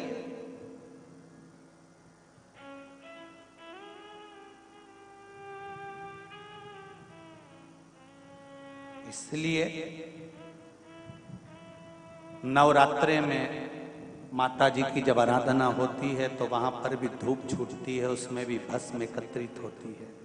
उस भस्म को भी लोग पाते हैं। शिव मंदिर जाते हैं, वहां की भी भस्म लोग पाते हैं। दत्त मंदिर जाते हैं, वहां की भी भस्म लोग पाते हैं।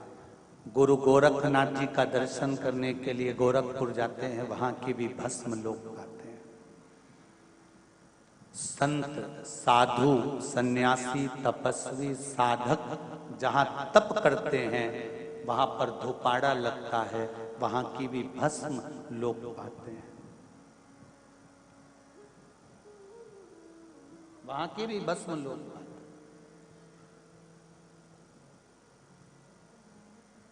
भस्म साधारण नहीं होती।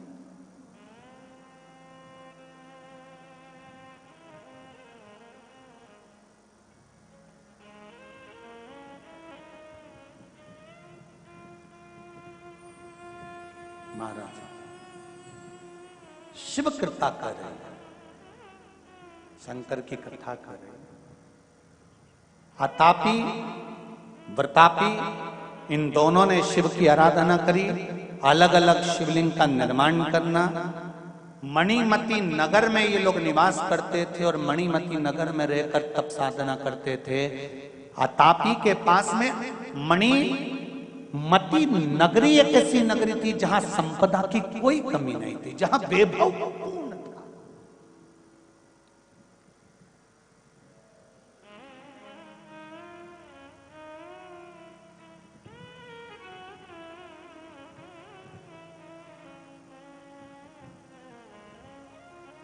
भाग्यनगर है ये, हैदराबाद। क्यों कहते हैं इसको भाग्यनगर?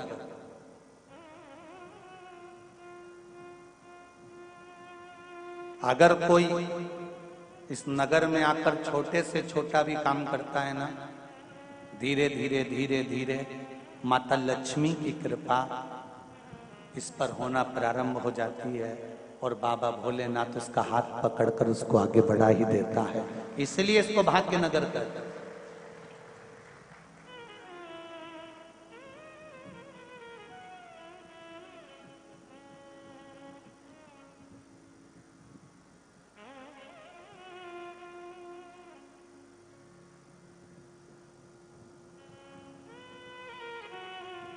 मणिमती नगर में आतापी और वतापी दोनों ने रहकर शिव जी की आराधना करी।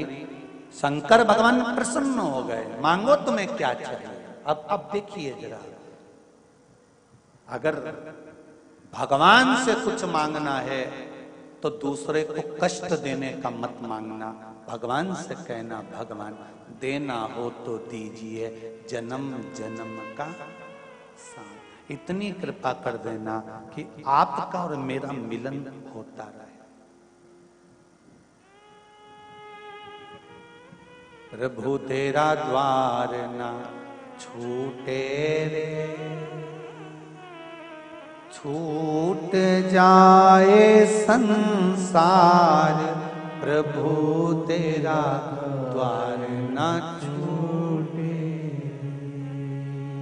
संगी छूटे साथी छूटे सब कोई छूटे। छूट जाए संसार प्रभु तेरा द्वार न छूटे। अगर मांगना तो भगवान से एक चीज जरूर मांगना कि प्रथम सुख निरोगी काया, मरते दम तक अंतिम श्वास तक मैं किसी से कुछ ना मांगू, तेरे दरवाजे पर आती रहूं, जल चढ़ाती रहूं, अंत में तेरे ही धाम को चली जाऊं, बस इतनी कृपा करना। पटकना मती, पलंग पर मत पटकना मेरे भोलेनाथ।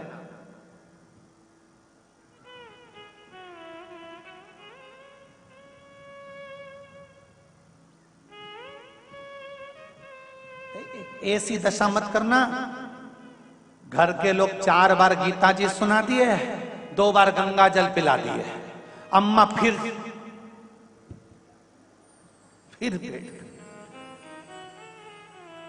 पंडित जी से पूछा, अम्मा जी को हमने सब कुछ कर दिया, आपको पता जिंदा है?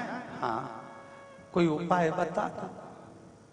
अब तो पलंग पर भी गंदगी कर रही हैं, शरीर बेकार हो गया, पूरा गल गया।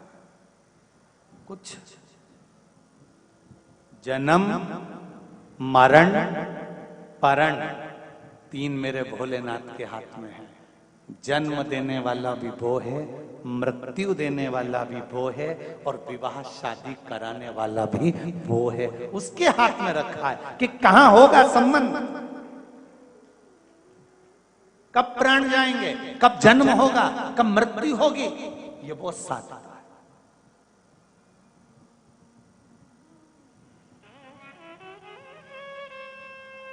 उसके सिवाय कोई नहीं।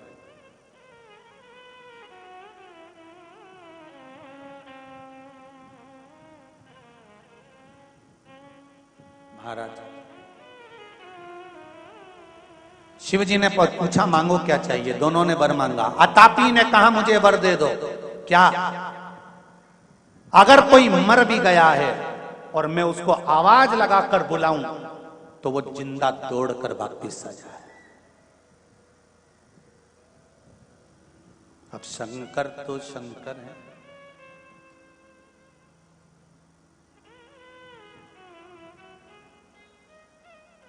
रावण ने तो शंकर भगवान से उनकी धर्म पत्नी तक मांग ली थी।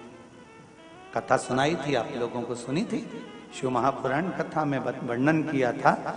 रावण ने शंकर भगवान से जाकर कैलाश पर माता पार्वती को मांग लिया था कि पार्वती दे दीजिए। शिव जी ने कह दिया तथास्तु, ले जा। नंदी ने पूछा तुमने इतनी सरलता से अपनी पत्नी को दे दिया कि ले तो जाए, मेरे जैसा व्यक्ति है जो निभा रिया है, ले जा, ले जा। अपने को लगता है दूसरे की धर्म पत्नी को देखकर कितनी सीधी है, और एक अपनी ऐसी दिन भर झगड़ा करे, दिन भर अपशब्द, उसकी पत्नी कैसी है, कितनी बढ़िया, जोरदार चोटी मोटी करे, पल्लू पल्लू लेने रिबिन में बिन लगा के, और सुंदर 4 मीनार की चूड़ा चूड़ी पहन के, और कई जोरदार तैयार होके, तो क्या ऊ की पत्नी अच्छी। तो अब उससे कोई पूछे एकांत में ले जाके कि तेरी पत्नी कैसी है, तो वो हाथ जोड़ के कहेगा तुम्हारी बात कर पर ऊकी मत बोल जाए, तुम मेरे से जो पूछना है ना पूछो, उसका नाम मत। तो नंदी ने कहा कि रावण ने आपसे पार्वती जी को मांगा और आपने दे दिया, तो भगवान बोले उसमें क्या दिक्कत, ले जा। रथ आया, डोली में पार्वती जी को बिठाया, रावण लेके चल दिया, और जो लेकर चला बीच मार्ग में शंकर भगवान ने काम बिगाड़ दिया। और जाते जाते भगवान शंकर ने रूप रखकर बोला, रावण के सामने जाकर शंकर भगवान ने इतनी सरलता में पार्वती जी को दे दिया, रावण जरूर दाल में कुछ काला है, मुझे लगता है पार्वती नहीं कोई दूसरी आ गई है, जा जरा। और रावण फिर गया, जो उस डोली में जाकर देखा तो वहां पार्वती नहीं थी, मां काली बैठी हुई थी। रावण डर गया, शंकर जी के पास भाग कर गया, कहने लगा मुझे नीची है, आप वापिस धर लो। भगवान शंकर ने कहा ये नवरात्रि है, अभी तो तूने एक ही रूप देखा है, चंद्र घंटा और कुसमांडा और कालरात्रि तो देखी ही नहीं है। रावण बोला नीची है, मैं नवरात्रि का व्रत रख लूंगा और इसको नहीं ले, अरे हाथ जोड़ो इसको वापिस धर। नहीं ले जा तू, तो तुझे ले जा।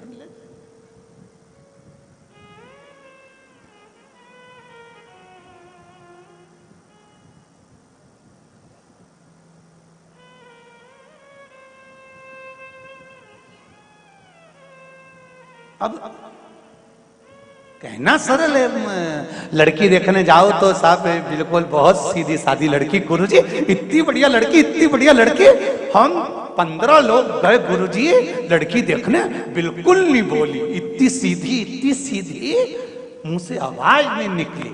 हमने कहा फोटो दिखाओ, जो फोटो दिखाया हमने भी कह दिया अभी नहीं बोली, जब वो बोलेगी तो तू भी डोलेगी, अभी काहे को बोलेगी।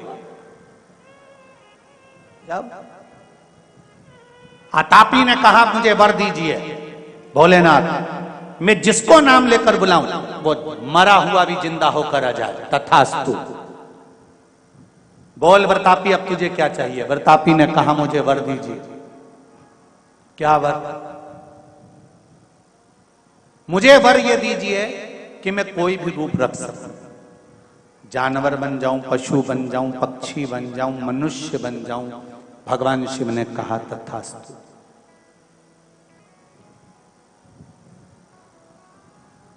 अब ये थे तो असुर राक्षस, दोनों ने विचार कर लिया, चलो अब अपने घर में संतान नहीं है, किसी एक ऋषि के पास चलते हैं, ब्राह्मण के पास चलते हैं, संत के पास चलते हैं, और वहां चलकर ब्राह्मण से संत की कामना करते।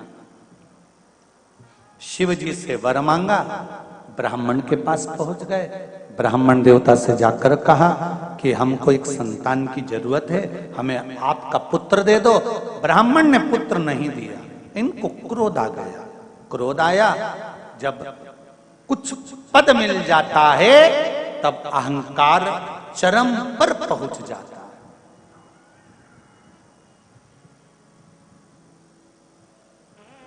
शब्द बदल जाते हैं।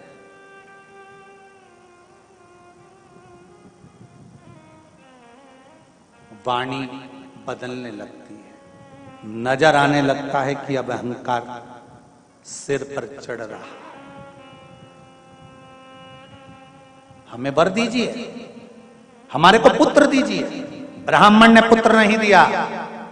आतापी ने जाकर वरतापी से कहा तो चिंता मत कर, अब संत महात्मा ब्राह्मण इनको छोड़ेंगे नहीं।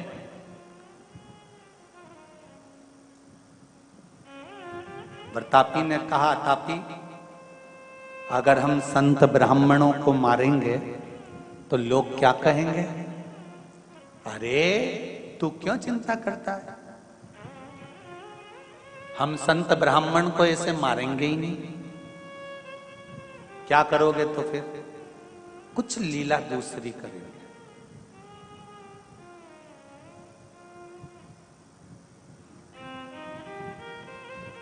भजन करने वाला, स्मरण करने वाला, शिव की भक्ति करने वाला, इसकी कीमत भगवान बढ़ाता है, घटाता नहीं। वो कहते हैं ना जैसे कि मकान रोड पर हो तो उसकी कीमत होती है। बोलो सही है कि गलत है? अरे बोलो रे जरा, सही है। मकान रोड पर होगा तो उसकी कीमत होगी, खेत रोड पर होगा तो उसकी कीमत होगी, गार्डन रोड पर होगा तो उसकी कीमत होगी, पर इंसान रोड पर होगा तो उसकी कीमत नहीं होगी। जमीन, जायदाद, मकान रोड पर हो तो कीमत वाला होता है, पर इंसान अगर रोड पर हो तो उसकी कोई कीमत नहीं होती। शंकर भगवान कहते हैं मकान रोड पर हो चलेगा, ना चलेगा वो उसके ऊपर है, पर इंसान अगर रोड पर होने के बाद भी शंकर के मंदिर के दरवाजे की रोड पर होगा तो शिव कहते हैं उसकी भी कीमत होगी, उसकी भी कीमत होगी। इंसान रोड पर होता है तो उसकी कीमत नहीं होती। पर शिव पुराण कहती है शंकर भगवान के दरवाजे पर, शिव मंदिर की चौखट पर, शंकर के द्वार पर, शंकर के मार्ग पर अगर आप हो और आपकी कीमत भले दुनिया ना जानती हो, पर आपकी कीमत देवाधिदेव महादेव जानते हैं। मेरा शिव जानता है। दुख है, तकलीफ है, कष्ट है, शंकर के मंदिर जाओ, मुस्कुरा कर जाओ।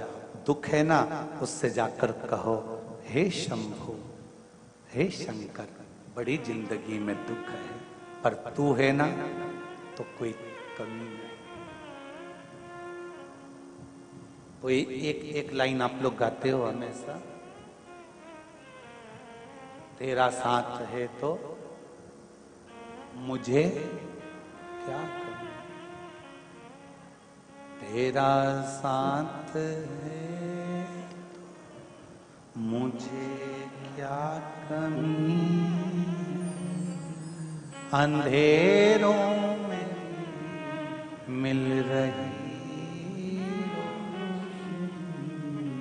बाबा शिव पुराण कहती है जीवन में अगर दुख है और उसकी कृपा है तो वो दुख थोड़ा थोड़ा कर कर कष्ट जाता है, वो कट जाता है, और कटते ही मेरे देवाधिदेव महादेव की कृपा संसार वासियों पर बरस जाती है। बस विश्वास, श्रद्धा, भक्ति छूटना नहीं चाहिए।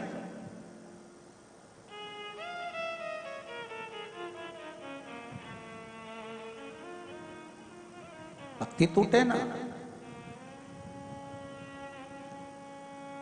कहा एक काम करो अतापी, अतापी ने बतापी से कहा एक काम करो। कितनी चतुरता लेकर आए हैं दोनों असुर, जरा देखिए। ब्राह्मण को, संत को, गुरु को घर में बुलाओ, पेट भर के भोजन कराओ, दक्षिणा भी दो, और एक काम करते हैं। अतापी ने कहा प्रतापी मैं तेरे टुकड़े टुकड़े कर दूंगा, तेरे को मार डालूंगा। मारने के बाद पकाकर भोजन में ब्राह्मण संतों को खिला दूंगा, पहचान नहीं पाएंगे भोजन में क्या बनाया है। तेरे को खिलाने के बाद तू जब उनके पेट में चला जाएगा, मारने की जरूरत ही नहीं, मैं तुझको आवाज लगाऊंगा, प्रतापी आओ, प्रतापी बाहर आओ। मुझे वर मिला है कि मरे हुए को मैं पुकारूंगा तो तुझे वापिस लौट कर आना पड़ेगा, और जैसे ही मैं तुझे पुकारूं तो संत ब्राह्मण का पेट फाड़ना, शरीर को फाड़कर बाहर निकल कर आ जाना। संत ब्राह्मण मर जाएंगे, अपना परिवार पेट भरकर संत ब्राह्मण को नोच नोच कर खाएगा। मारने का तरीका चेंज, फरसा उठाकर मारेंगे, तलवार लेकर मारेंगे, शस्त्र से मारेंगे, उससे अच्छा इससे मारेंगे। ठीक है, इन्होंने वही कर्म करना प्रारंभ करा। संत ब्राह्मण को भोजन करने बुलाते, आदर सम्मान देते, दक्षिणा देते, और देते देते देते देते उसके अंदर चले जाते प्रतापी। अतापी उनको बुलाते और वो फाड़ कर निकल कर आ जाता। एक बार अगस्त ऋषि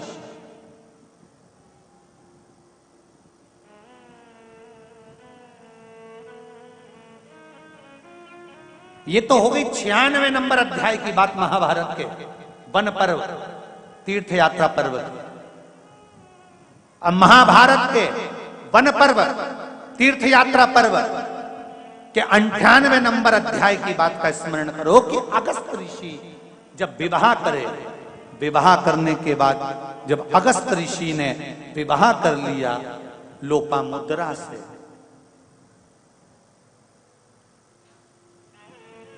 विदर्भ नरेश की पुत्री लोपामुद्रा के साथ में जब अगस्त ऋषि का मंगल विवाह हो गया, महाभारत का 98 नंबर का अध्याय कहता है लोपामुद्रा ने अगस्त ऋषि से कहा मुझे कुछ मुद्रा की जरूरत है घर को चलाने के लिए। अगस्त ऋषि धन लेने के लिए गए और शत्रुवा जी के यहाँ पर जब धन लेने के लिए गए तो उन्होंने कहा अगस्त बाबा से मेरे पास में सारा लेखा जोखा है, अगर धन चाहिए तो आप देख लो, मेरे पास में जितना होगा मैं आपको दे दूंगा। उन्होंने लेखा जोखा देखा तो शत्रुवा के पास में तो कोई धन था नहीं। उन्होंने दूसरे को पास भेजा, दूसरे के पास भी धन नहीं था। फिर किसी ने कहा अतापी के पास में धन बहुत सारा। अगस्त ऋषि आपको अगर धन चाहिए, संपदा चाहिए, मुद्रा चाहिए तो अतापी के पास चल गए। अतापी के पास गए। अगस्त ऋषि जैसी अतापी के पास गए। अतापी और बतापी ने दोनों ने उनका खूब सम्मान करा, आदर करा, बिछाए बिठाया, सुंदर बिठाकर उनके चरण धोए, चरण धोकर उनके चरण का जल पिया। चरण जल पिया तो अगस्त ऋषि को लगा कितना कृपा पात्र है, कितनी सेवा कर रहा है, गुरुजी भोजन कर कर जाना। अगस्त ऋषि ने कहा ठीक है, भोजन तैयार करो। इन्होंने फिर वही चाल चल दी, बरतापी के टुकड़े टुकड़े करे, मार दिया, भोजन तैयार किया। भोजन तैयार कर कर अगस्त ऋषि को कराया। अगस्त ऋषि ने जैसे भोजन किया, उधर में बरतापी पहुंच गया और भोजन कर कर जैसे बरतापी, जैसे अगस्त ऋषि जाने लगे, अतापी ने आवाज लगाया बरतापी भैया बाहर आओ। अगस्त ऋषि को लगा अभी कुछ देर पहले तो बरतापी भी दिख रहा था, पर बरतापी दिखा नहीं और ये आवाज लगा रहा है अतापी की बरतापी भैया बाहर आओ। अगस्त ऋषि को लगा कि मैंने आज भोजन करते समय पानी नहीं पिया है। देखिए सनातन धर्म, दुनिया के लोग कुछ भी लीला चालू करा देते हैं और दुनिया के लोग वो लीला के पीछे पड़ जाते हैं, समझते कुछ नहीं। सनातन धर्म क्या कहता है, बच्चे को अगर दूध पिलाया है माँ ने तो गीले हाथ कर कर बच्चे के मुंह पर हाथ फेर दे पानी का। बोलो सही है कि गलत है? अरे बोलो नहीं माता, सही है गलत है? बच्चा नाश्ता कर कर गया है, गीले का, भले उसने पानी नहीं पिया तो गीले का हाथ लेकर होठ पर फेर दे या फिर उसको पानी पिलाकर भेजे। घर से कुछ खाकर जा रहे हो, थोड़ा सा पानी पीकर जाइए। क्यों? हमारे सनातन धर्म में पहले जब भोजन करने बैठते थे तो पानी का गिलास लेकर, लोटा लेकर, चरू लेकर बैठते थे, जग लेकर बैठते थे। क्यों? दुनिया के लोगों ने कह दिया भोजन करने के बाद पानी आधे घंटे बाद पीना चाहिए।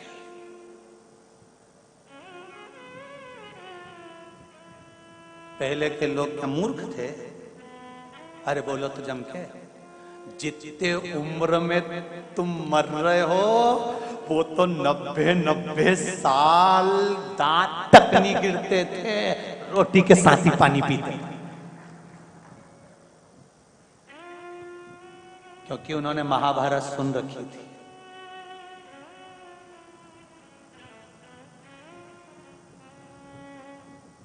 अगस्त ऋषि ने विचार करा आज मैंने भोजन के समय पर पानी नहीं पिया,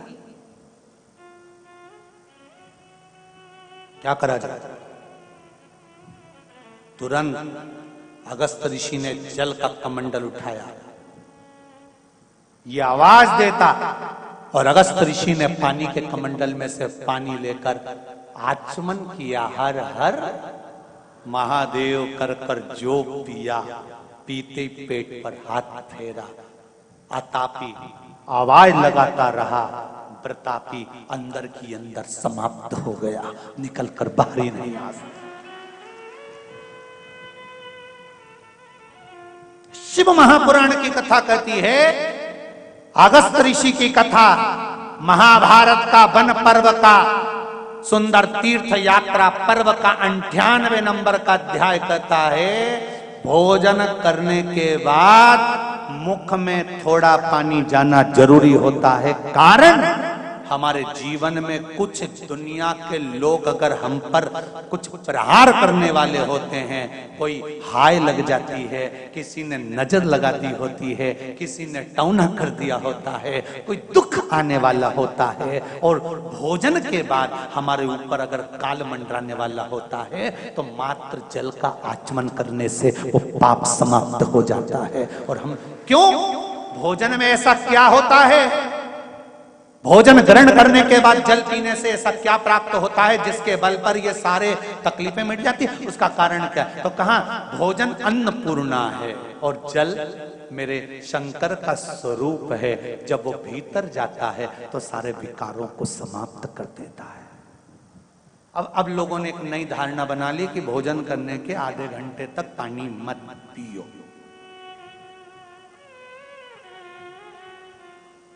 मत पियो, हम भी कर रहे हैं, नहीं पीना मत पियो। पाचन क्रिया में, अग्नि में अगर तुमको कोई तकलीफ आ रही है तो मत पियो, पर निवेदन है कम से कम एक घुट का पानी, कम से कम आधा गिलास, थोड़ा सा आचमन जितना तो पीना चाहिए, जिससे मुख का जल भीतर चले जाए और जो अंदर कुछ तकलीफ हो जीवन की वो समाप्त हो। अगस्त ऋषि ने आचमन किया, अतापी बुलाता रहा। अतापी ने कहा व्रतापी बाहर निकलो, व्रतापी बाहर निकलो, व्रतापी जल्दी आओ, पर व्रतापी नहीं आया। अतापी को लगा जरूर कोई बात है। उन्होंने अगस्त ऋषि का चरण पकड़ा। अगस्त ऋषि का चरण पकड़कर स्मरण किया कि मेरा भाई व्रतापी गया कहां गया?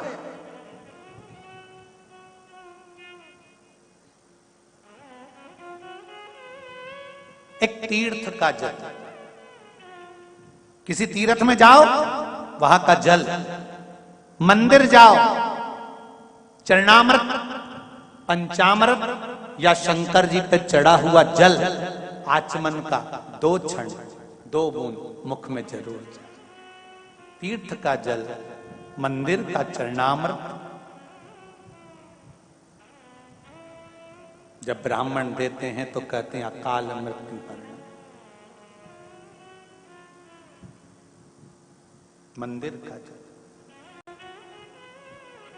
और मौका मिले जहां कहीं सत्संग हो, भजन हो, कीर्तन हो, या कोई गुरु का दरवाजा हो, कोई संत का द्वार हो, वहां अगर कुछ थोड़ा सा जल मिल जाए तो उसका आचमन अवश्य करो। अकाल मृत्यु का हरण कर, अकाल। आपको पहले कथा में कहा तुलसी के जड़ को घिसकर जो चंदन बनाया जाता है वो कौन सा चंदन है? जम के बोलो जरा, हरि चंदन। बेल पत्री की जड़ को घिसकर जो बनाया जाता है वो शिव चंदन।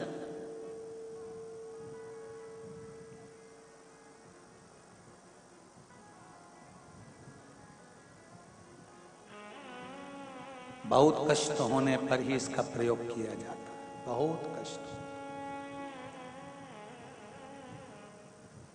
शिव पुराण कह रहे, अतापी ने आवाज लगाई, व्रतापी नहीं आया, तो अतापी को लगा जरूर कोई बात है। अतापी ने जाकर अगस्त ऋषि के चरण पकड़ लिए, मुझे क्षमा कर दो, मेरा भाई कहाँ है? अगस्त ऋषि ने कहा वो तो उदर में ही समाप्त हो गया, मैं क्षमा चाहता हूं। आप मेरे यहां क्यों आए थे? धन लेने के लिए, मैं दान देता हूं। उसने एक रथ भरकर सोने की मुद्राएं अगस्त ऋषि को दे दी। अगस्त ऋषि उस मुद्रा को लेकर चले। अतापी ने सोचा अब मारूंगा इसको। अगस्त ऋषि को मारने के लिए अतापी पीछे से भागा।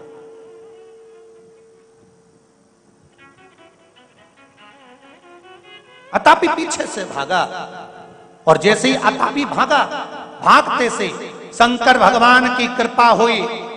जिस जल का आचमन अगस्त ऋषि ने करा था, उस समय पर उनको जल ग्रहण करते से ही एक डकार आई, एक हुंकार भरी। उस हुंकार का शब्द सुनकर अतापी भी समाप्त हो गया। अतापी भी समाप्त।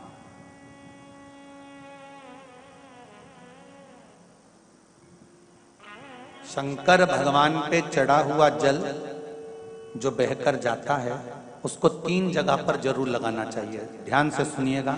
9 ग्रह जो शरीर पर राहु केतु मंगल बुध शनि परेशान करते हैं, उसकी समाप्ति के लिए शिव पर चढ़ा हुआ जल नैनों पर, कंठ पर, मस्तिष्क पर, 3 जगह पर जिसके प्रतिदिन शिव पर चढ़ा हुआ जल लगता है उसको कभी नवग्रह परेशान नहीं कर सकते। शंकर की कृपा बरसती है, शंकर की करुणा बरसती है, उस जल का तेज पुंज है।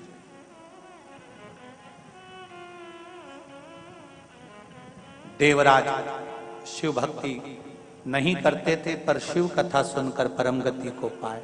बिंदु और चंचुला देवी, चंचुला ने बिंदु की मुक्ति के लिए शिव महापुराण की कथा का रसतत्व ग्रहण करना चाहा। भगवान शंकर पार्वती ईश्वर जी और गोरा जी बनकर शिव महापुराण की कथा के मुख्य यजमान का पद ग्रहण कर ईश्वर जी गोरा जी बनकर शिव महापुराण कथा सुन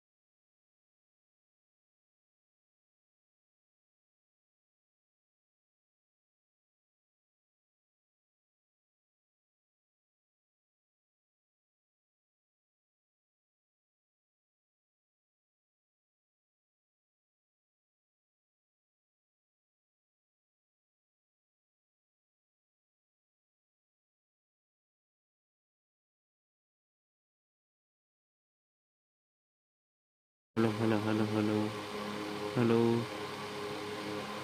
हेलो